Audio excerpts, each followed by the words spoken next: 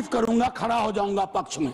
अगर इतना सेक्युलर मिजाज इस देश का कर दीजिए कि हर धर्म के संस्थाओं में दूसरे धर्म के लोग हों, इस्लामिक कम्युनिटी में डालिए तो हिंदू में डालिए, सिखों में डालिए, क्रिश्चियंस में डालिए, तब न बात होगी। या सिर्फ तय कर लिया कि सारे प्रयोग या सारा संयोग मुसलमानों को लेकर के होगा, ये उचित नहीं है माननीय उपसभापति महोदय। इसमें क्या है, मैं दूसरी चीज कहूंगा कि संपत्ति वक्फ की है अतिक्रमण के पंजीकरण के संदर्भ में। मेरे संजय जी कह चुके हैं, आपकी खुद की एफिडेविट है कि कितना डिजिटलाइज हो गया है, कितना इंक्रोचमेंट हुआ। एक छोटी सी बात कहूंगा कि एक बहुत बेहतर चीज आपने कही थी और मैंने नोट किया था सर, एक कायदे से, सॉरी नहीं ढूंढने में जो समय लगेगा, नहीं सर, नहीं मिल गया सर, वो एक्चुअली सर, एक्चुअली एक मिनट सुनो सही सर, सुनो, ढूंढने में जो समय लगेगा उतना अतिरिक्त समय आपको मिलेगा। Thank you sir. इन्होंने कहा, अब देखिए कि 30 बरस में, प्लीज जयराम जी, 30 बरस में सिर्फ 8, सर मैं इस बोनहोमी को तो धन्यवाद कहता हूं, लेकिन इससे मुझ जैसे सदस्य को थोड़ी दिक्कत होती है अपनी बात रखने में। बाकी अपने प्यार के लिए बहुत जगह है इजहार के लिए। मैं सिर्फ ये कह रहा हूं 30 बरस में सिर्फ 8 केसेस आए। क्या कर रहे हैं हम सर? अब वक्फ बाय यूजर, ये बहुत इंटरेस्टिंग चीज है। किसी भी समुदाय की एक स्मृति होती है। माननीय सभापति महोदय, आप मुझे देखिए, मैं भी आप ही को देखूंगा। किसी भी समुदाय की एक स्मृति होती है। कोई मस्जिद कब से यूज में है, कागजात ढूंढोगे। मैं अभी अपने बिहार का अनुभव बताता हूं। हम बहुत छोटी जोत के किसान परिवार से आते थे दादा के टाइम से।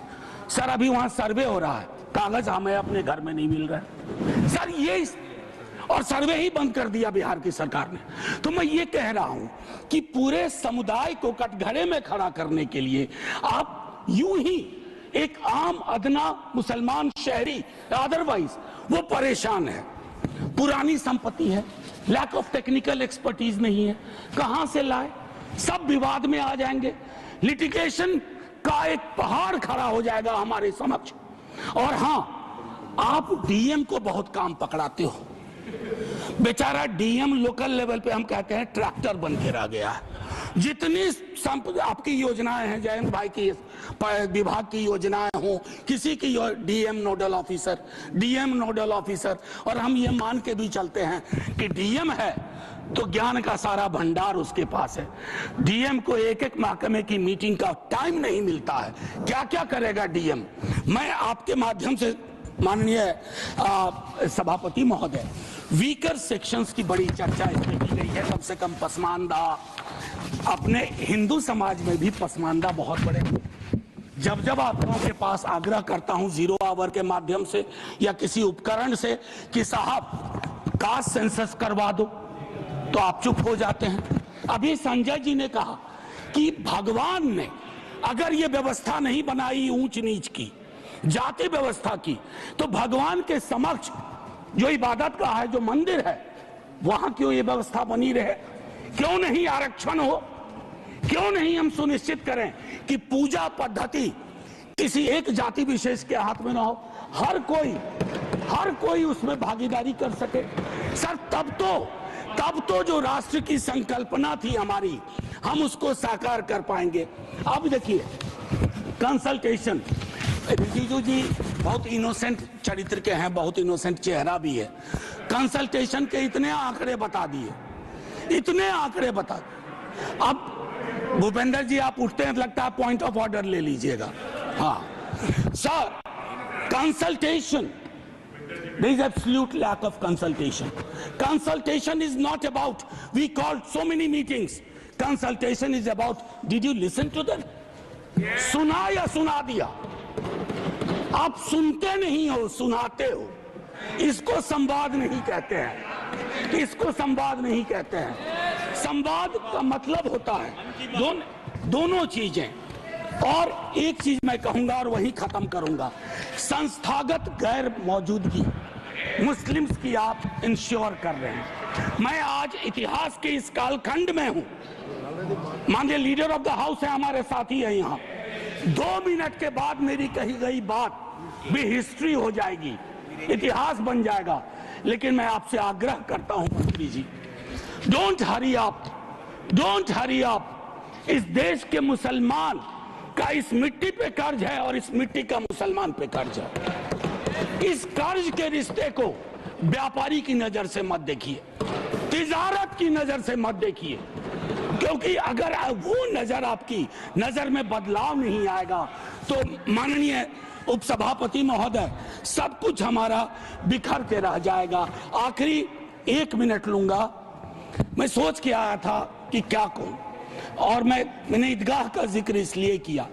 एक नूर मियां की सुरमा का भी कर सकता था, विद्रोही जी ने लिखा, उससे पहले केदारनाथ सिंह ने लिखा, लेकिन मैं अदम कोंडवी, गोंडा जिला, उत्तर प्रदेश का आभार करते हुए मैं 2 लाइन पढ़ करके अपनी बात खत्म करूंगा। हिंदू या मुसलमान के एहसासात को मत छेड़िए, अपनी कुर्सी के लिए इस जज्बात को मत छेड़िए। हम में कोई हुण, कोई शक, कोई मंगोल, पता करना बड़ा मुश्किल है कौन कहां से, हम में से कोई हुण, कोई शक, कोई मंगोल, दफन है जो बात, अब उस बात को मत छेड़िए। गलतियां बाबर की थी, जुम्मन का घर फिर क्यों जले।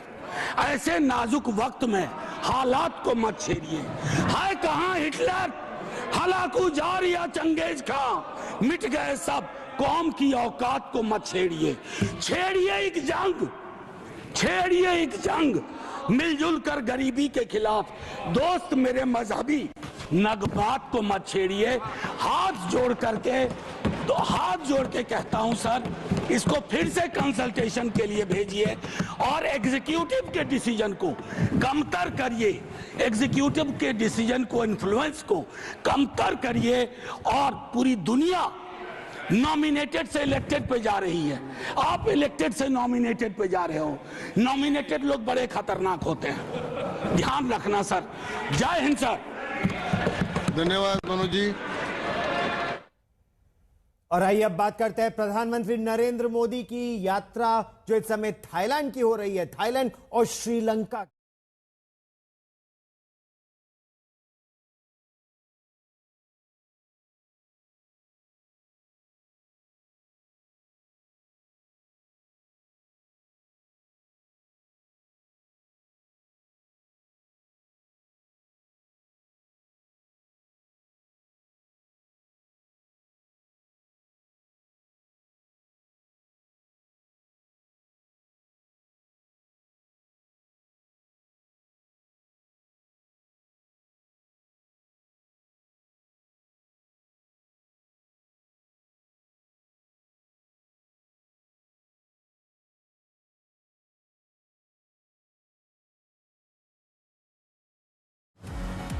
बैंकॉक में प्रधानमंत्री नरेंद्र मोदी ने एक बड़ा ऐलान किया है। भारत और थाईलैंड ने अपनी साझेदारी को रणनीतिक साझेदारी का रूप देने का अब फैसला कर लिया है और ये हिंद प्रशांत महासागर क्षेत्र में चीन के बढ़ते प्रभाव के बीच एक बहुत ही महत्वपूर्ण कदम है।